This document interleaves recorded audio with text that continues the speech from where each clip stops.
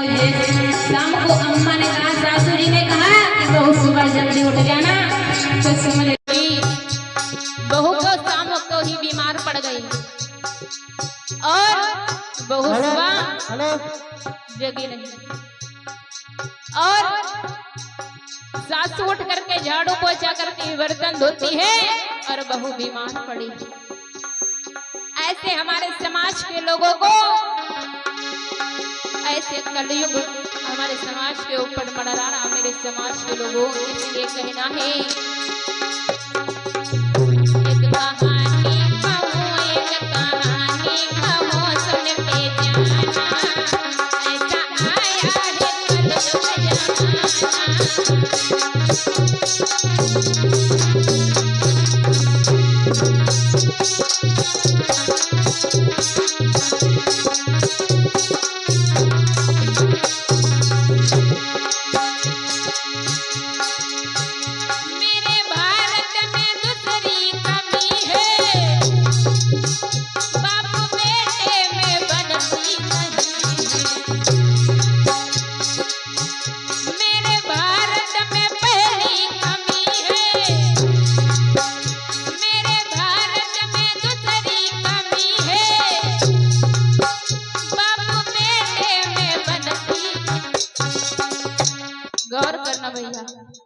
भैया दादा लोग कहा तो मन की बुराई तो खूब हुआ है।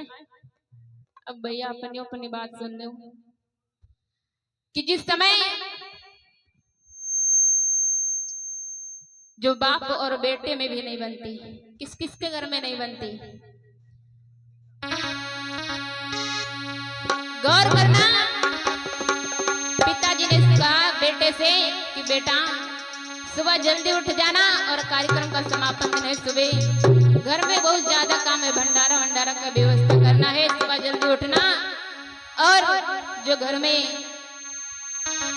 भैंसिया है ना उनके लिए चारा वारा ले आना, जल्दी से कार्यक्रम भी सुनना है और व्यवस्था भी देखना है। तो बेटे ने कहा अरे यह काम हमसे ना हुई, ये काम मुझसे नहीं होगा पिताजी। तो गौर करना मेरे समाज के लोगों, कमी है बाप बेटे में बनती नहीं है, बाप बेटा बने बेटा बाप बने सुनते जाना, ऐसा आया है कलयुग जमाना।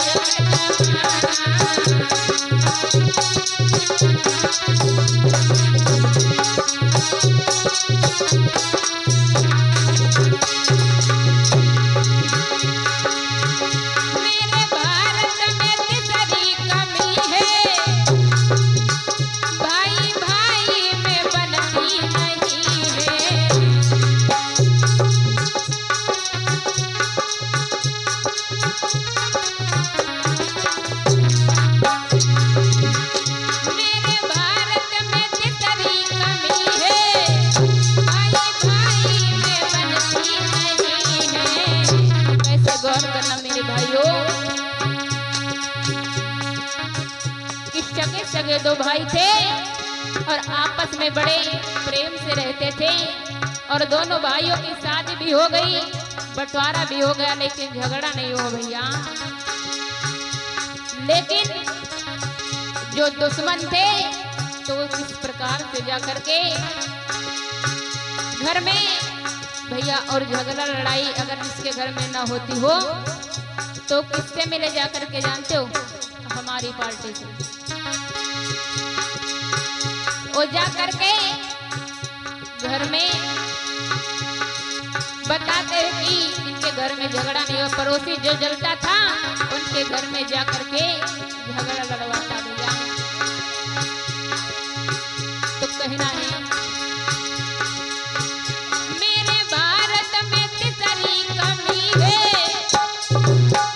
भाई भाई में बनती नहीं है,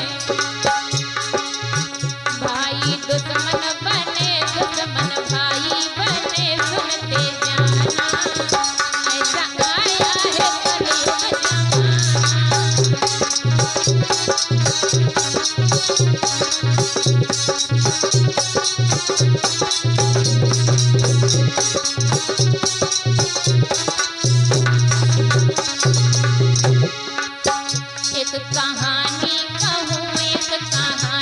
कहूँ सुनते जाना, ऐसा आया है कलयुग जमाना, ऐसा आया है कलयुग जमाना, ऐसा आया है कलयुग जमाना, ऐसा आया है कलयुग जमाना। प्रेम से बोली बुद्ध भगवान की, बाबा साहेब जी, संत शिरोमणि गुरु रविदास जी। तो आइए आगे की पावन ज्ञान चर्चा परम पूज्य गुरु जी के मुखारविंद से शुरू करेंगे। महान दया होगी, महान करुणा होगी।